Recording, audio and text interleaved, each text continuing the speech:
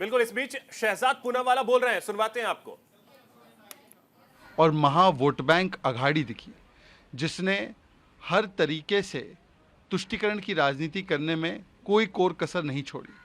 दूसरी ओर जेएमएम कांग्रेस की सरकार ने जिस प्रकार से जे फॉर झोल, एम फॉर माफिया और एम फॉर मुस्लिम अपीजमेंट किया, उससे झारखंड के जनता और खास करके आदिवासी समुदाय अपनी रोटी बेटी माटी संस्कृति को और रोजगार के अवसर को फिर से प्राप्त करने के लिए वहां पर भारतीय जनता पार्टी एनडीए की सरकार लाने जा रहा है।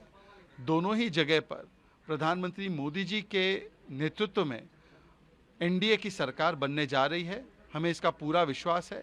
एग्जिट पोल आ चुके हैं और कुछ ही देर में एग्जैक्ट पोल आने के बाद दोनों जगह पर एनडीए की सरकार बनने जा रही है।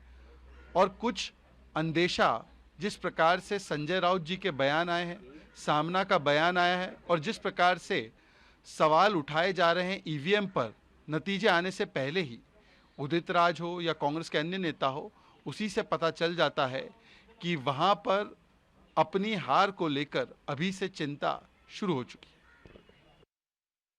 पूनावाला को आप सुन रहे थे।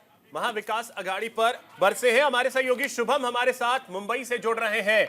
शुभम, काउंटिंग शुरू हो गई है और जो अभी तक 22 सीटों के रुझान आए हैं, महायुति आगे दिख रही है।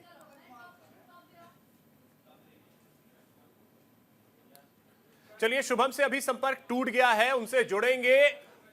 हैदर हमारे सहयोगी गाजियाबाद से हमारे साथ जुड़े हुए हैं। हैदर, क्या अपडेट इस वक्त वहां से? काउंटिंग तो शुरू हो गई है। बिल्कुल अभिषेक, अभी गाजियाबाद के विधानसभा में आज बैलेट पेपर खोलने की प्रक्रिया शुरू कर दी गई है। लगातार यहाँ पर जो है जमावड़ा लगा हुआ है, लोगों का लगातार उत्साह एक बीजेपी के खासकर भी कार्यकर्ता है उनके अंदर देखने के लिए मिल रहा है। अभी 8:30 बजे जो है वो ईवीएम मशीन जो है वो उसके खुलना शुरू होगा। देखिए, मैं आपको तस्वीरों के माध्यम से दिखा दूं, ये मेरे सामने बिल्कुल तस्वीरों के सामने बिल्कुल ईवीएम स्ट्रांग रूम है। यहाँ पर कड़ी निगरानी के बीच में यहाँ से ईवीएम मशीनों को लेकर जाया जा रहा है और यही इसके पीछे ही जस्ट यहाँ पर ये स्ट्रांग रूम के बराबर में ही काउंटिंग स्थल बनाया गया है, जहाँ पर लगातार यहाँ पर काउंटिंग स्थल के पास ही यहाँ पर जो एजेंट हैं वहाँ पर मौजूद हैं और उनके सामने ही जो खासकर भी जब मतदान होता है तो मतदान के जब पेटियां बांधी जाती हैं ईवीएम की, तो वहाँ पर एक साइन होते हैं पोलिंग एजेंट के, तो वो लगातार वहाँ पर सील की जाती है उनके नजर में। अब जब यहाँ पर ये ईवीएम खोली जाएंगी तो वो सील यहाँ पर दोबारा से चेक कराई जाएगी और वो साइन चेक कराए जाएंगे यहाँ पर, इस ताकि कोई भी किसी पारदर्शिता को या इसके अलावा कोई आरोप न लगा पाए। देखिए अभिषेक, इस चुनाव के अंदर एक प्रतिष्ठा वाला चुनाव ये रहा है, उपचुनाव जो रहा है। ठीक है हैदर, नजर बना के रखिए। आते हैं, हमारे साथ शुभम भी जुड़े हुए हैं। शुभम, इस वक्त जो हम टैली देख पा रहे हैं, 22 सीटों के रुझान आए, 13 पर महायुति और 7 पर महाविकास आगे है। देखिए, कुछ अभी 20 ही मिनट हुए हैं काउंटिंग शुरू हुए और उसमें तकरीबन जो जानकारी सामने आ रही है कि तकरीबन 18 से 17-18 सीटें ऐसी हैं जिस पर बीजेपी लीड कर रही है। शिवसेना एकनाथ शिंदे की बात करें तो 2 से 3 सीटें जिसपे खुद महाराष्ट्र के मुख्यमंत्री शिंदे वहां पर, और एनसीपी अजित पवार जिसमें अजित पवार भी शामिल, वो 3 सीटों पर। बाकी अगर हम कांग्रेस उद्धव बाला साहब ठाकरे और एनसीपी की बात करें तो वहां पर 8-5-8 का रेशियो इस वक्त चलते हुए दिखाई दे रहा है। लेकिन शुरुआती रुझान है, तस्वीरें जो है 1 से 2 घंटे में साफ हो जाएंगे। लेकिन जो बड़े 2 चेहरे थे जिसमें अजित पवार शामिल है और एकनाथ शिंदे, ये तो उनका गढ़ है। बारामती अजित पवार का गढ़ माना जाता है और थाने जो पिंपरी थाने का जो सीट है वहां पर एकनाथ शिंदे पिछले कई सालों से विधायक आते हुए रहते हैं। हालांकि इस बार उनके जो गुरु है आनंद दिघे, उनके बेटे को चुनाव पर मैदान में उतारा है उद्धव गुट की ओर से, लेकिन उतनी टक्कर जो है हम ये नहीं कह सकते कि मिलते हुए दिखाई देगी एकनाथ शिंदे को, क्योंकि एकनाथ शिंदे वन साइडेड जो है वहां पर। मैं आपको रोकना चाहूंगी, इस बीच बड़ी खबर भी बता देते हैं तमाम दर्शकों को। केरल के वायनाड लोकसभा सीट पर भी मतगणना जारी है। प्रियंका गांधी वायनाड सीट से आगे चल रही हैं। प्रियंका गांधी इस वक्त 460 वोट से आगे चल रही हैं। ये बड़ी खबर है केरल से, जहां पर ये वायनाड सीट जो कि राहुल गांधी की मुफीद सीट मानी जाती थी, इसमें माना जा रहा था कि जीत तो प्रियंका गांधी की निश्चित है, लेकिन देखना ये वाली बात होगी किस तरीके से कितने वोट उनके पाले में जाएंगे, उनके पक्ष में जाएंगे। तो केरल की वायनाड लोकसभा सीट पर मतगणना जारी और प्रियंका गांधी वायनाड सीट से 460 वोटों से आगे है।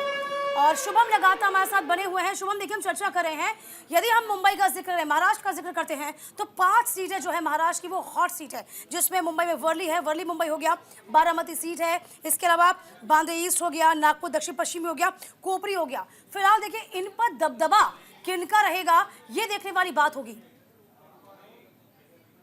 देखिए, वर्ली जो है शिवसेना का गढ़ कहा जाता है। हालांकि आदित्य ठाकरे के सामने मिलिंद देवड़ा एक टफ कैंडिडेट जो है वो हो सकते हैं। नागपुर की बात करें तो देवेंद्र फडणवीस की विरासत गढ़ रहा है। इसके अलावा अगर हम बात करें बांद्रा ईस्ट, थोड़ा सा मुश्किल जिसान सिद्दीकी के लिए हो सकता है, क्योंकि उनके पिता के देहांत के बाद अब वहां पर शिवसेना ने अपने गढ़ को बचाने के लिए अपने वरुण सरदेसाई को मैदान में उतारा है। उसके अलावा डिंडोशी सीट जो संजय निरुपम वसेस वहां के सुनील प्रभु में है, जो उसमें भी टफ फाइट देखने को मिल सकती है। इसके अलावा पिंपरी चिंचवाड़ जो सीट है बारामती अजीत पवार वाला, वो एक वन साइडेड हम कह सकते हैं कि ये हो सकता है। बाकी तो नॉर्मल एक और सीट महाराष्ट्र की गोवंडी अणुशक्ति नगर, जो माफ कीजिए जो गोवंडी शिवाजी नगर सीट है, जहाँ पे अबू वासनी वर्सेस ना दोनों में बड़ा टक्कर जो है वो देखने को हमें मिल सकता है। अच्छा, बांद्रा ईस्ट की बात करते हैं। हमने देखा कि जीशान सिद्दीकी को कहीं ना कहीं ये कह सकते हैं कि सहानुभूति वोट मिल जाएगा, क्या माने हम? देखिए, मिलने तो चाहिए, सहानुभूति वोट मिल सकता है, लेकिन मुकाबला बहुत टफ है, क्योंकि उनके पिता के देहांत के बाद थोड़ी सी जो उनकी राह थी वो आसान नहीं होगी। हालांकि सिंबल बदल चुका है, जो वहाँ के स्थानीय लोग हैं वो सिर्फ कांग्रेस को वोट देते हैं। कांग्रेस से भी कोई भी कैंडिडेट हो या शिवसेना से भी कोई भी कैंडिडेट हो, उसे जिताने की कोशिश करेंगे। हालांकि अब जिसान सिद्दीकी का जो चुनाव चिन्ह है वो भी बदल चुका है, घड़ी से चुनाव लड़ रहे हैं, तो देखना होगा कितनी मुश्किलें हैं। हालांकि आखिरी बार 2019 में जब पहली मरतबा चुनाव लड़ रहे थे तो आखिरी राउंड में जीते थे, उससे पहले वो हार रहे थे। तो अब देखना होगा कितनी तस्वीर साफ हो जाएगी, क्या कौन लीड कर रहा है, क्योंकि वहां पे 3 बड़े कैंडिडेट के बीच जो है लड़ाई वो जिसान सिद्दीकी खुद है, उसके अलावा वरुण सरदेसाई, उद्धव गुट के हैं, और तृप्ति सावंत जो मनसे के हैं। तो इन दोनों के बीच वोट शेयरिंग जो है वो भी डिवाइड होंगे। तो अब देखना होगा कि जिसान सिद्दीकी को किस तरह से, अगर जीतते भी हैं तो कितने मार्जिन से जीतते हैं, या फिर सहानुभूति का वोट उन्हें मिलता है। चलिए, महाराष्ट्र को कहा ही जा रहा है कि यह सहानुभूति वाला चुनाव है, चाहे वो शरद पवार के साथ सहानुभूति की बात हो या फिर उद्धव ठाकरे के साथ सहानुभूति की बात हो। लेकिन जनता किसके साथ है, ये थोड़ी देर में स्पष्ट हो जाएगा। रुझान आने शुरू हो गए। न्यूज इंडिया के साथ बने रहिए, सबसे पहले सबसे तेज और सटीक नतीजे आप तक पहुंचाते रहेंगे।